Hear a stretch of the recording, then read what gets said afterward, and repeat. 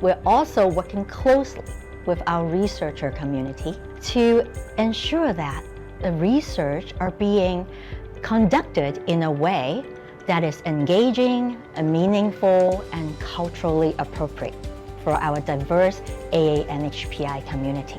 Showing care.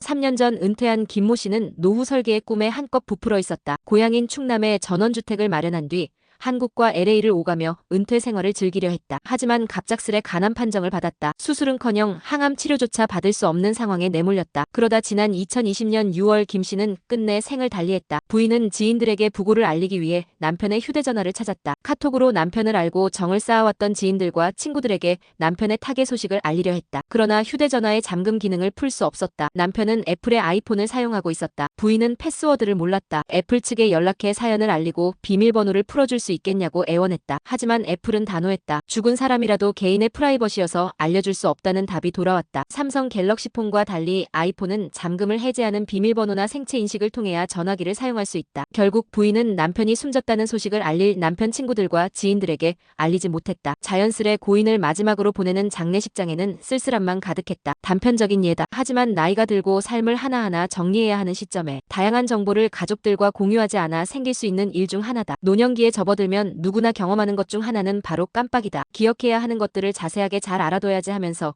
얼마 되지 않아 금방 잊어버리는 경우가 많다. 허무하기 그지없지만 그게 현실이다. 하지만 허무함으로 끝나지 않고 앞에서 보는 것처럼 뜻하지 않게 남은 가족들이 낭패를 겪게 하는 경우도 있다. 그래서 나이가 들수록 중요한 문서나 정보 등은 한 곳으로 모아 별도의 장소에 보관하는 것이 좋다. 그리고 그에 대한 정보를 배우자나 자녀들과 공유하는 것이 바람직하다. 앞서 언급한 김 씨도 이 같은 조치를 해두었으면 가족들이 당황하지 않았을 것이다. 미리 공유해두면 좋을 정보들은 다음과 같다. 아이폰 등 휴대전화 비밀번호, 컴퓨터나 태블릿 기기, 비밀번호를 계속해서 사용했던 이메일 주소와 비밀번호 등이다.